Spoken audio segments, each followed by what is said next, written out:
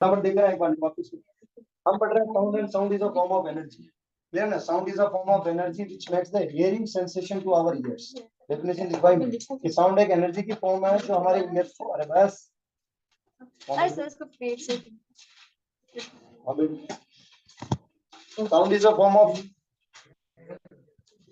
क्या करते हो यार रिकॉर्डिंग चल रही है यस क्लियर अब दूसरी बात करें देखो बेटा साउंड किस फॉर्म में साउंड प्रोड्यूस क्यों होता है तो साउंड प्रोड्यूस होता है ऑब्जेक्ट के वाइब्रेशंस की वजह से किसकी वजह से वाइब्रेशंस की वजह से जब ऑब्जेक्ट वाइब्रेट करता है तब उसमें से साउंड प्रोड्यूस होता है अब जैसे मैं बोल रहा हूँ तो मैं भी साउंड प्रोड्यूस कर रहा हूँ तो जैसे कि मेरे लेरिंग्स है उसे कहते हैं साउंड बॉक्स क्या कहते हैं साउंड बॉक्स यहाँ प्रेजेंट होता है लेरिंग्स लेरिंग्स को साउंड बॉक्स कहा जाता है और उसके पास होती है वोकल कॉर्ड्स क्या होती है वोकल कॉर्ड्स तो जब हम बोलते हैं तो उन वोकल कॉर्ड्स में क्या होता है वाइब्रेशन होता है क्या होता है वाइब्रेशन इसकी वजह से साउंड प्रोड्यूस होता है और ये जो लैंग्वेज है ये तो हमारी टंग सेट करती है क्या लैंग्वेज बोलोगे वो कौन डिसाइड कर रहा है हमारी टंग सेट कर रही है कि तुम्हारे ब्रेन ने जो लैंग्वेज सीखी है सुनी है तुम वो वर्बली बोल पाओगे ठीक है कल इतना पढ़ा है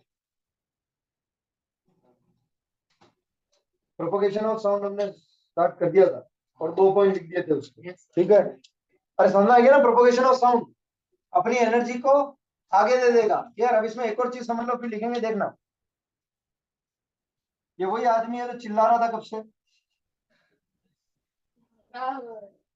राहुल किसने कहा राहुल नाम लिया था हाँ ठीक है कल आज का क्या चेंज है बंदा दूसरा लाया अब ध्यान से सुनना देखना यहाँ से एनर्जी रिलीज हो रही है साउंड की फॉर्म में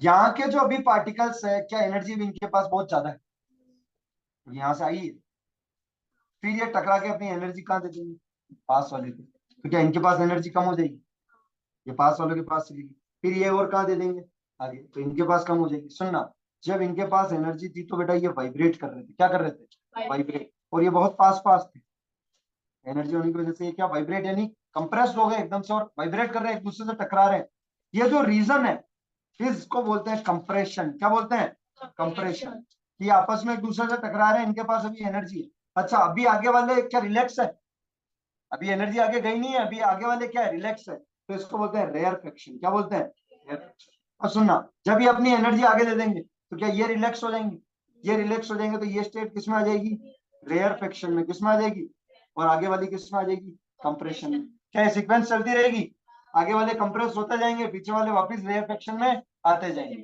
कंप्रेशन क्या केवल एक जगह दिखाई देगा हाँ कंप्रेशन से पहले और कंप्रेशन के बाद में क्या होगा रेयर फ्रैक्शन कंप्रेशन से पहले और कंप्रेशन से बाद में क्या होगा रेयर फ्रैक्शन अरे कोई दिक्कत तो देखो मैं इसको एक ऐसे ग्राफ की फॉर्म में ऐसे डायग्राम बनाया जाता है कंप्रेशन और रेयर फ्रैक्शन का देखना ये मैं कुछ लाइंस ड्रॉ कर रहा हूँ क्या ये लाइंस बहुत पास पास है यहाँ से आया बेटा तुम्हारा साउंड कौन आया यहाँ से साउंड और ये पार्टिकल्स थे ये लाइंस बेटा उन पार्टिकल्स को बता रही है ये बहुत पास पास है तो बताओ इनकी स्टेट कैसी है अभी कंप्रेशन कैसी स्टेट है कंप्रेशन बहुत पास पास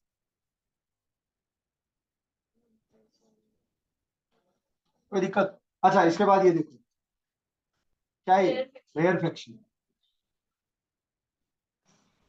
ये क्या गया कंप्रेशन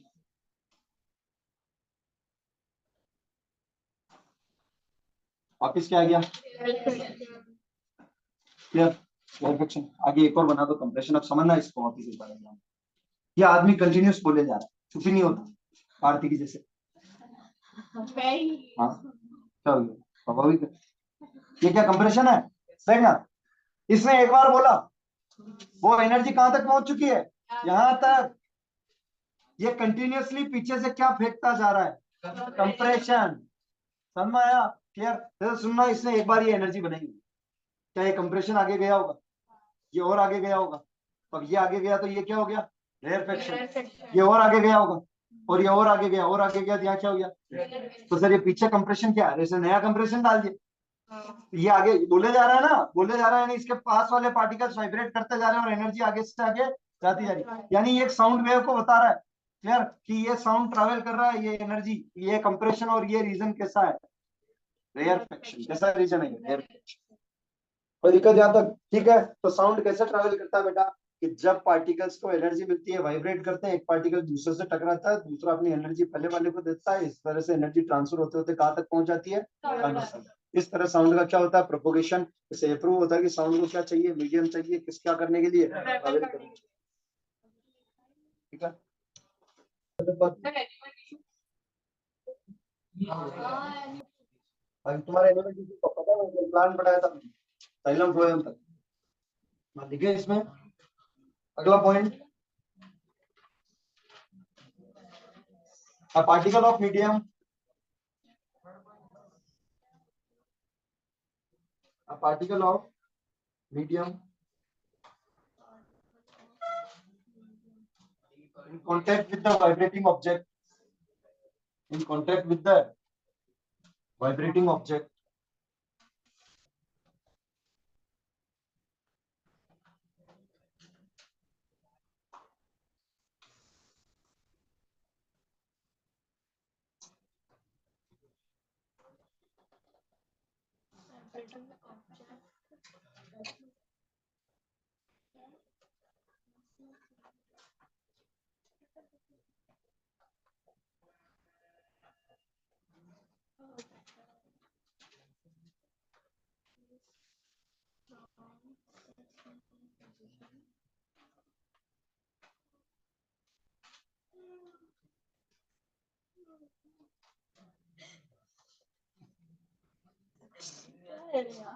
अरे अरे सलाह मांगी कि क्यों आती है?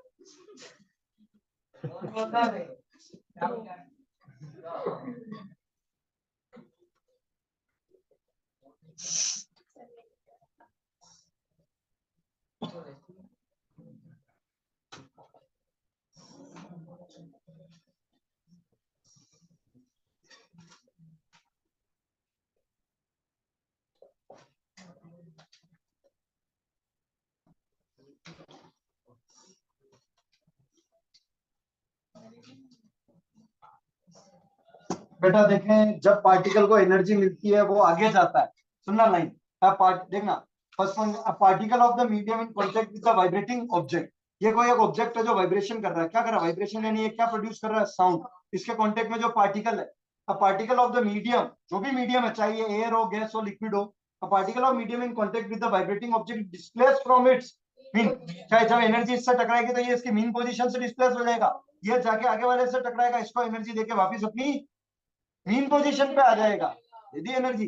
तो vibrating object displace from in mean position and away from the vibrating object. यार बेटा सुनना ध्यान से, तुम कभी किसी ड्रम, जैसे मिट्टी के ऊपर ड्रम बजाना, वो मिट्टी के पार्टिकल्स क्या उस वाइब्रेशन से दूर भागेंगे? अरे बिल्कुल भागेंगे। जैसे मिट्टी रखना टेबल पे और उसके पास क्या करना, ड्रम बजाना, वो मिट्टी के पार्टिकल उस साउंड से क्या करेंगे, दूर भागेंगे, क्योंकि ये क्या, वो साउंड उसमें जा रहा है, उसको आगे की ओर धक्का दे रहा है, आगे की ओर धक्का दे रहा है, और वापस कहाँ लौट आया, अपने मीन पोजीशन पे। यहां से ये आगे से आगे क्या एनर्जी ट्रांसफर होती जाएगी। This displaced particle exerts a force on the adjacent particle. अरे भाई, पहले वाइब्रेटिंग ऑब्जेक्ट ने इसको एनर्जी दी, फिर ये अपने पड़ोस वाले पे क्या लगाएगा, फोर्स, फोर्स लगा के वापस आ जाएगा, जा तुझे, ये अपने पड़ोस वाले पे फोर्स लगाएगा, वापस आ जाएगा। तो इस तरह से साउंड क्या करेगा, ट्रैवल करेगा and comes back to its mean position. Mean equilibrium एक ही बात है बच्चे, comes back to its mean position.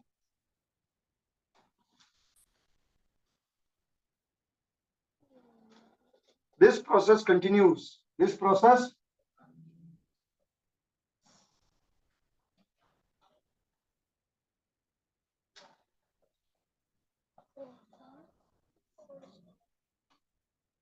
अच्छा मुझे एक चीज बताओ, ये जो ऑब्जेक्ट वाइब्रेट कर रहा था, इसने क्या मीडियम में डिस्टरबेंस क्रिएट कर दी? कर दिया ना यार, हर किसको एनर्जी दे रहा है, वाइब्रेशन हो रहे हैं, आसपास के मीडियम में इसने क्या क्रिएट कर दिया, डिस्टरबेंस। यार एक पानी के अंदर एक साउंड रख दो, ब्लूटूथ वाला थैली रखी और उसको ऑन करो, अब पानी में डिस्टरबेंस क्रिएट होगा, वेव, बिल्कुल डिस्टरबेंस। तो मीडियम क्या था, वाटर, वाइब्रेटिंग ऑब्जेक्ट ने वाटर में क्या क्रिएट कर दिया, डिस्टरबेंस। डिस्टरबेंस ही तो साउंड है जो हमारे पास पहुंच रहा है। This process continuous in the medium till the disturbance created by vibrating object, disturbance created by, यानी कि किसकी बात, कौन सा डिस्टरबेंस की बात कर रहा है वो, साउंड की, किसकी, साउंड की, reaches our ear, sound reaches our ear। तो इस तरह से ये कोई पूछ ले कि हाउ द साउंड प्रोपोगेट, ये पॉइंट्स लिख के उसको बता सकते हैं।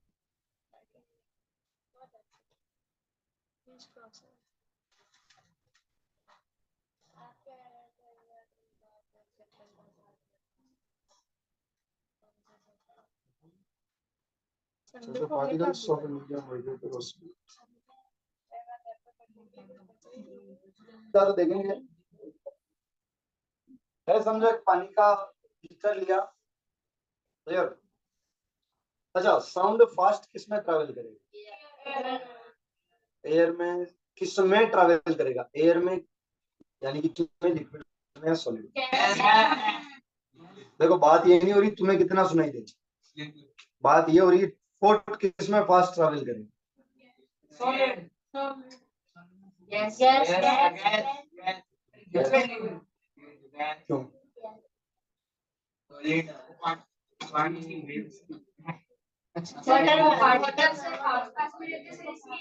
किसमें किसमें? सॉलिड में।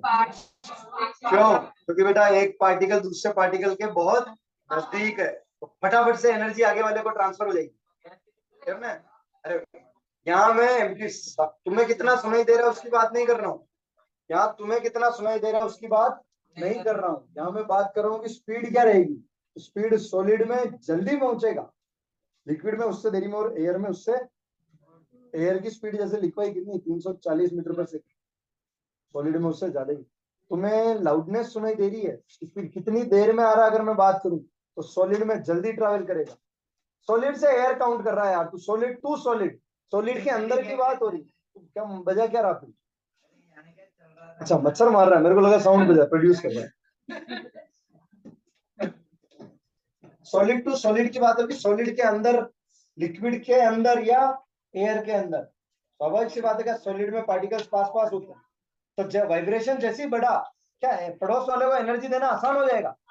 लिक्विड में थोड़े और दूर है, वो जाएगा एनर्जी देके आएगा, फिर वो जाएगा एनर्जी देके, फिर अगला जाएगा एनर्जी देके, तो गैस में और दूर दूर तो ट्रैवल तो करेगा, पर किसमें ज्यादा ट्रैवल करेगा? सॉलिड में। क्लियर? आप देखो कुछ पॉइंट समझ में आ सकते। एक ऐसी एक एक्टिविटी है थोड़ी की, एक बीकर लो और उसमें पानी भर के उसके अंदर ऐसे कोई एक साउंड का कुछ रखो, नहीं सुना, कोई भी उसमें स्पीकर ऊपर एक्स वाई जेड कुछ भी रख लो और फिर उससे साउंड प्रोड्यूस करो, क्या साउंड बाहर आएगा?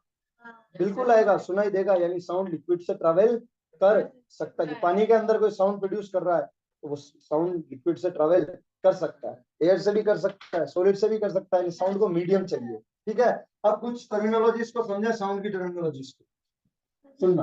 अभी हमने पेंडुलम की बात की, किसकी बात की? पेंडुलम। ध्यान से देखें, क्या मैंने जब उसका ग्राफ बनाया था तो कुछ वो ऐसा बन रहा था?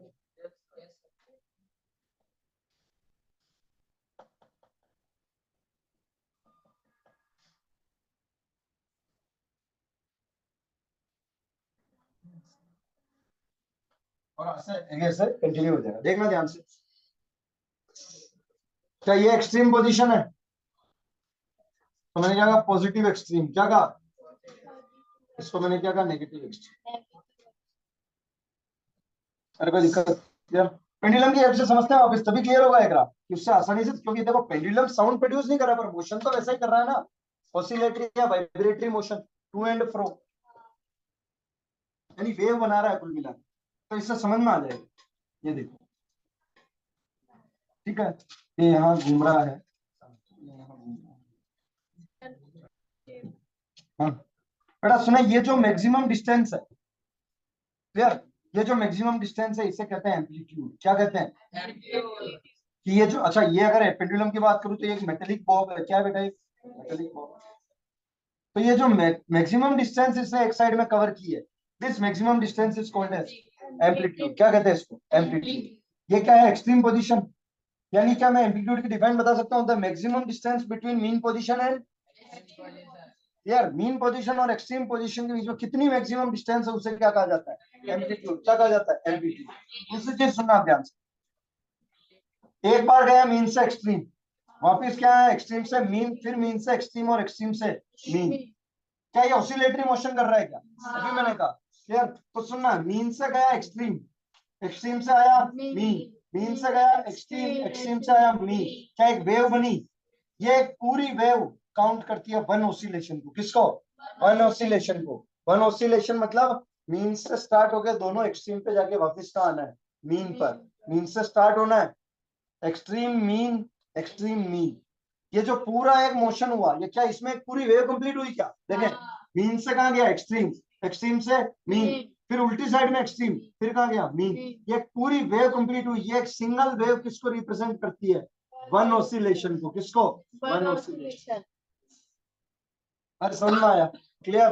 कोई दिक्कत? अब इधर से अगर अब इसको ये इससे समझ में आ रहा है। अगर मैं बात करूं एम्पलीट्यूड की, क्या साउंड का एम्पलीट्यूड होता है? एम्पलीट्यूड को अगर मैं जनरल वर्ड में बात करूं तो इससे कहते हैं लाउडनेस। क्या कहते हैं? लाउडनेस।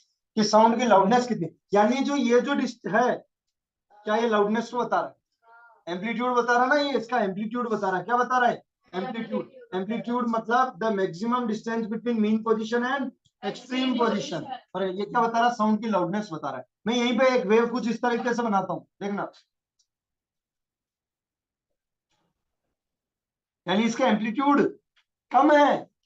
अरे ना देखो, इतना सही। और वो एक गई थी ये, यानी मीन से एक्सट्रीम ज्यादा डिस्टेंस। तो ये जो एक बोल रहे हैं लाउडनेस के अलग अलग लाउडनेस हो सकती है। जैसे वो बात करते हैं पीछे से कुछ, यानी उनकी साउंड का एम्पलीट्यूड कम है। साउंड का एम्पलीट्यूड कम है, यही मैं बोलता हूँ। तो इस साउंड का एम्पलीट्यूड ज्यादा है।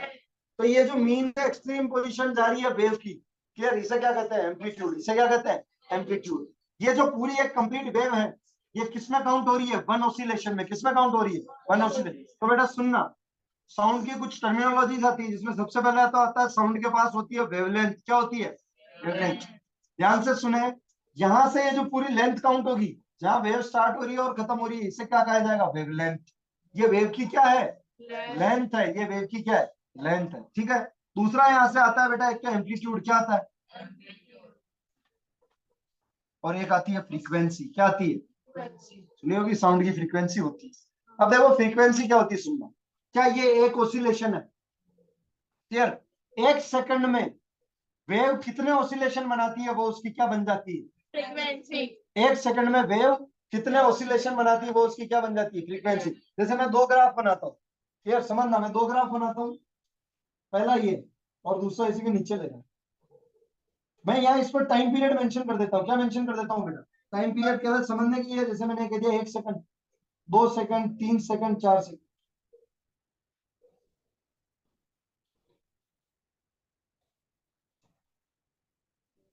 ये एक वेव बनाई मैंने। ये तू एम्पलीट्यूड पे ध्यान मत देना, टाइम पे ध्यान देंगे। ये देखना, 1 second same, 1 second, 2 second, 3 second, 4 second.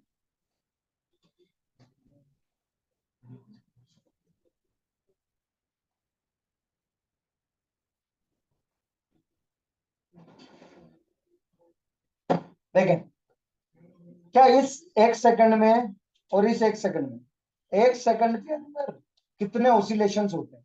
1 second के अंदर कितने ऑसिलेशन होते हैं? वो साउंड की क्या बनती है? फ्रीक्वेंसी। क्या ये एक पूरा कंप्लीट ऑसिलेशन है? क्या ये आधा ऑसिलेशन है? क्या इस 1 सेकंड में केवल आधा ऑसिलेशन हुआ है? लेकिन इस 1 सेकंड में पूरा, यानी इस वेव की फ्रीक्वेंसी ज्यादा है। किसके कंपेयर में? इसके कंपेयर। क्लियर? तो फ्रीक्वेंसी यानी कि the number of oscillations made in 1 second. Pendulum oscillate कर रहा है बेटा। ऑसिलेट करना मतलब देखना कहां से चालू हो रहा है? मीन से। मीन से गया एक्सट्रीम मीन, एक्सट्रीम मीन, ये हुआ एक कंप्लीट ऑसिलेशन। कितने सेकंड में? 1 सेकंड में कितने ऑसिलेशंस किए उसने? तो साउंड वेव ने 1 सेकंड में कितने ऑसिलेशन बनाए, उसे क्या कहते हैं? उसकी फ्रीक्वेंसी। जितने कम ज्यादा ऑसिलेशन करेगी 1 सेकंड के अंदर, उसमें उसकी क्या बनेगी? फ्रीक्वेंसी। क्या बनेगी? फ्रीक्वेंसी। फ्रीक्वेंसी का फॉर्मूला होता है बेटा 1/टाइम पीरियड। फ्रीक्वेंसी का फॉर्मूला होता है 1/टाइम पीरियड। जितना कम टाइम लगेगी ऑसिलेशन को पूरा करने में, क्या फ्रीक्वेंसी उतनी ज्यादा? ऑसिलेशन को पूरा करने में इसने 2 सेकंड लगाया और इसने 1 सेकंड, यानी इसने कम टाइम लगाया, तो इसकी फ्रीक्वेंसी ज्यादा। तो फ्रीक्वेंसी का फॉर्मूला यही है बेटा। क्या है फ्रीक्वेंसी का फॉर्मूला? 1/टाइम।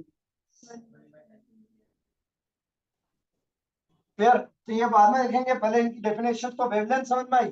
कंप्लीट वेव की जो लेंथ है साउंड वेव की, इसे क्या कहते हैं? Wavelength. Amplitude is the maximum distance between the mean position and extreme position. Frequency is the number of oscillations, number of, ये मैं डेफिनेशन लिखवाऊंगा। अभी हमने केवल क्या देखा? साउंड का प्रोपोगेशन। अब हम बात कर रहे हैं साउंड के कुछ टर्मिनोलॉजीज की। किसकी? साउंड के कुछ। तो number of oscillations made in 1 second, number of oscillations made in 1 second is called as frequency, उसे क्या कहेंगे बेटा? फ्रीक्वेंसी। कोई दिक्कत? बेटा फ्रीक्वेंसी की एसआई यूनिट होती है हर्ट्स। क्या होती है? हर्ट्स। इसे हर्ट्स में मेजर किया जाता है, जिसको लिखते हैं HZ। क्या लिखते हैं? HZ। समझ में आया? हर्ट्ज से मेजर करते हैं, जिसको लिखते हैं HZ। तो साउंड की क्या होती है? वेवलेंथ होती है।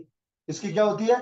फ्रीक्वेंसी होती है। और एक इसका क्या होता है? एम्पलीट्यूड। एक इसका क्या होता है? एम्पलीट्यूड। अरे कोई दिक्कत? यार एक और वर्ड आता है बेटा, पिच। क्या आता है? पिच समझ में? अगर मैं पिच की बात करूं तो इससे मैं कह सकता हूँ it is the shrillness of sound. It is the shrillness of sound. तीखापन। Shrillness of sound. क्लियर? उसे क्या कहते हैं? पिच। क्या पिच और एम्पलीट्यूड अलग अलग है? बिल्कुल। मेरी वॉइस का एम्पलीट्यूड ज्यादा है, पर मेरी वॉइस में पिच नहीं है। जनरली जो गर्ल्स की वॉइस होती है वो हाई पिच होती है। शिलनेस, विसल, विसल की हाई पिच है। विसल की सीटी चुभती है कानों में। विसल का जो साउंड है, सीटी का साउंड, उसकी पिच कैसी है? हाई है। एम्पलीट्यूड चाहे हाई हो या नहीं हो, लेकिन पिच कैसी है? हाई है। तो शिलनेस ऑफ साउंड जो होता है उसे क्या कहते हैं? पिच। तो पिच और एम्पलीट्यूड अलग अलग चीज है। पिच और एम्पलीट्यूड अलग अलग चीज है। एक होता है लो पिच साउंड, एक होता है हाई पिच साउंड। क्या लो पिच साउंड, क्या कोई साउंड हाई पिच है, उसका एम्पलीट्यूड कम हो सकता है? हाँ हो सकता है। एम्पलीट्यूड मतलब लाउडनेस और पिच मतलब स्टिलनेस। एम्पलीट्यूड क्या है? The maximum distance between mean position and extreme position. तो साउंड इस फॉर्म में, वेव्स की फॉर्म में ट्रैवल करता है, तो उसके पास फ्रीक्वेंसी होती है, उसका एम्पलीट्यूड होता है, और उसके पास क्या होती है? वेवलेंथ होती है, क्योंकि साउंड एक वेव है। क्या है? साउंड एक वेव। ठीक है? कोई दिक्कत